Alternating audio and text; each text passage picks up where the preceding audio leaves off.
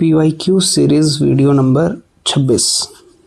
ठीक है, फिर अगेन हमारे पास इलेक्ट्रोस्टैटिक्स का ही क्वेश्चन है, 2025 में आया हुआ।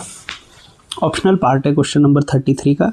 हमारे जो 5 मार्क्स के क्वेश्चन होते हैं उनमें हमारे पास 2 चॉइसेस रहते हैं, तो उसमें से एक है an electric field E vector is equal to 10x + 5 I cap newton पर coulomb exists in a region in which a cube of side L is kept as shown in figure. Here x and L are in meters. Calculate the net flux through the cube. Net flux calculate करना है cube के लिए। तो net flux calculate करने के लिए हम क्या करते हैं, फ्लक्स एक स्केलर क्वांटिटी हमें पता है। नेट फ्लक्स अगर हमें कैलकुलेट करना है क्यूब के लिए, ठीक, तो क्यूब के कितने फेसेस होते हैं हमारे पास? क्यूब के टोटल हमारे 6 फेसेस होते हैं। देखिए, एक मान लो हमने ऊपर वाला ये फेस 1 मार्क कर दिया, ABCD। एक ये साइड में आ गया 2, फिर नीचे वाला आ गया 3, साइड वाला आ गया इधर 4, सामने वाला आपकी तरफ को ये जो सामने वाला फेस है ये 5, और इसके बिल्कुल पीछे वाला, ठीक है, जिस तरह से हम इजीली इमेजिन कर सकते हैं रूम के फॉर्मेट में। तो 6 फेसेस होते हैं। और अगर मुझे नेट फ्लक्स निकालना है तो मेरा जो नेट फ्लक्स है इसका मतलब होता है कि सारे फ्लक्स का अलजेब्रिक सम, सारे जो फेसेस हैं उनके थ्रू जो फ्लक्स होगा उसका क्या कर देना है, हमको अलजेब्रिक सम कर देना है। ठीक, अब इलेक्ट्रिक फील्ड को आप गौर से देखोगे आई कैप में है, माने इलेक्ट्रिक फील्ड हमारा कहाँ की तरफ है? इलेक्ट्रिक फील्ड हमारा पॉजिटिव एक्स डायरेक्शन में है, इधर की तरफ इलेक्ट्रिक फील्ड है।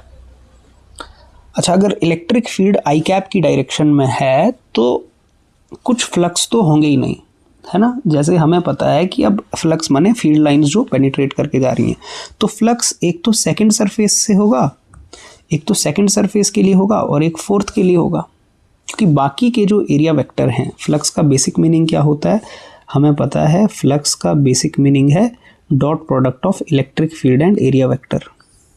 और एरिया वेक्टर क्या होता है? A vector normal to area. Area के नॉर्मल हम वेक्टर बनाते हैं, और क्लोज्ड सरफेस के लिए, जैसे ये क्यूब है, क्यूब एक क्लोज सरफेस है, इनके लिए हम आउटवर्ड नॉर्मल बनाते हैं, बाहर की तरफ का परपेंडिकुलर बनाते हैं। तो अब फर्स्ट वाले सरफेस के लिए एरिया वेक्टर आएगा ये ऊपर की तरफ,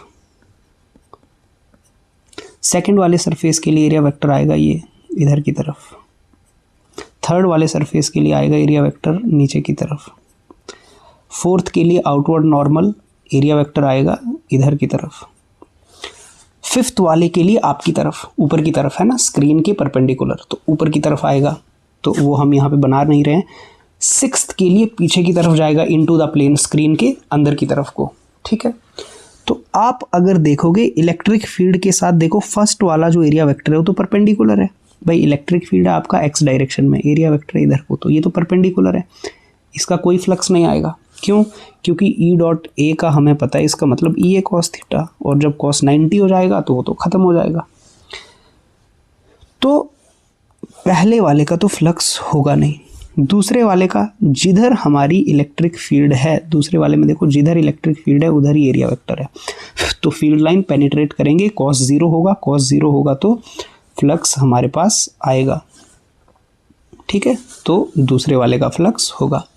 तीसरे वाले के लिए अगेन फील्ड है इधर की तरफ, एरिया वेक्टर है नीचे की तरफ, ये फिर से परपेंडिकुलर हो गया, इसका फ्लक्स नहीं होगा। ठीक है, इसके लिए नहीं होगा कुछ भी। चौथे वाले के लिए फील्ड इधर की तरफ है, एरिया वेक्टर उसके अगेंस्ट है 180, तो cos 180 -1 यहाँ पे वैल्यू आएगी फ्लक्स की। फिफ्थ जो है वो स्क्रीन के बाहर को, आपकी तरफ को होगा, और इलेक्ट्रिक फील्ड इधर की तरफ है और ये आपकी तरफ को है, बाहर को हम क्या लगाते हैं, डॉट सर्कल में, ऐसे परपेंडिकुलर टू द स्क्रीन है, फिर से 90 डिग्री एंगल बनेगा, तो इसका भी फ्लक्स नहीं होगा। और जो सिक्स्थ है उसके लिए फील्ड की डायरेक्शन तो फिक्स है एक्स डायरेक्शन, लेकिन हमारा जो एरिया वेक्टर है वो बनेगा अंदर की तरफ परपेंडिकुलर, तो उसके लिए भी फ्लक्स नहीं होगा।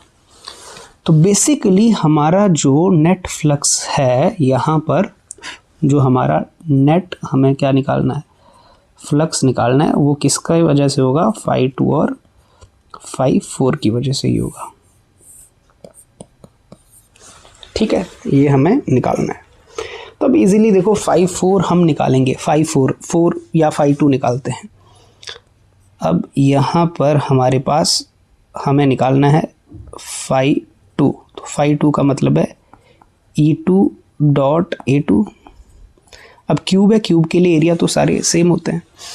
E2 electric field, electric field कितनी है 10x plus 5i cap dot, तो E वेक्टर लिख दिया, और ए वेक्टर एरिया वेक्टर 2 के लिए तो देखो कहाँ की तरफ है, पॉजिटिव x डायरेक्शन की तरफ भी है, और हमारे पास ये जो एरिया है क्यूब के लिए, क्यूब के हर फेस का एरिया क्या होता है, सेम ही होता है, साइड इंटू साइड, और साइड दे के रखिए हमें l, साइड l है तो एरिया हो जाएगा l स्क्वायर, और कहाँ की तरफ है, पॉजिटिव x में ही है तो i कैप।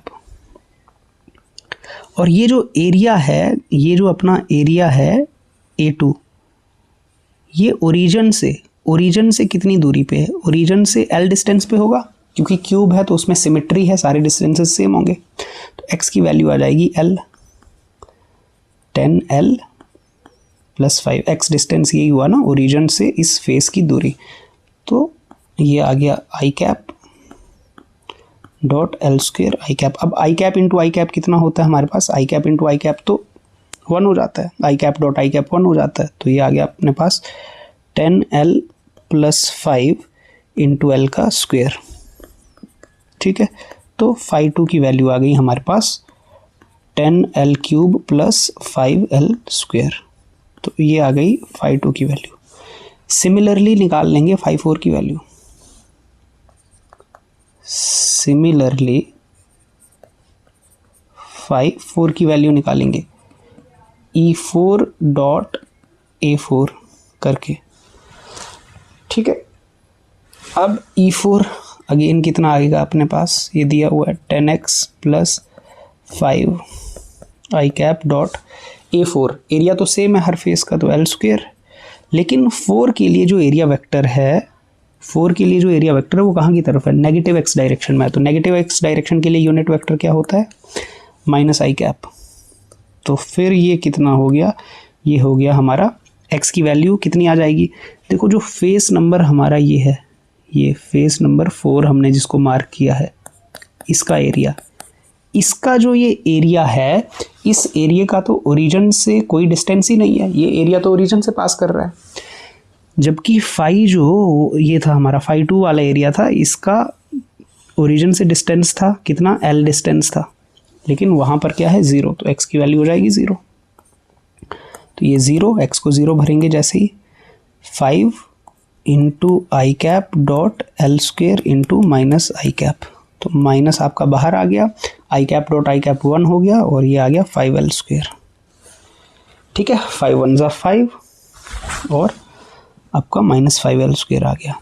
अब आपके पास 5 4 भी आ गया, तो दोनों वैल्यूज़ 1 में पुट कर दो आप। नेट फ्लक्स हमारे पास कितना आ गया, फाई 2 कितना है 10l cube plus 5l square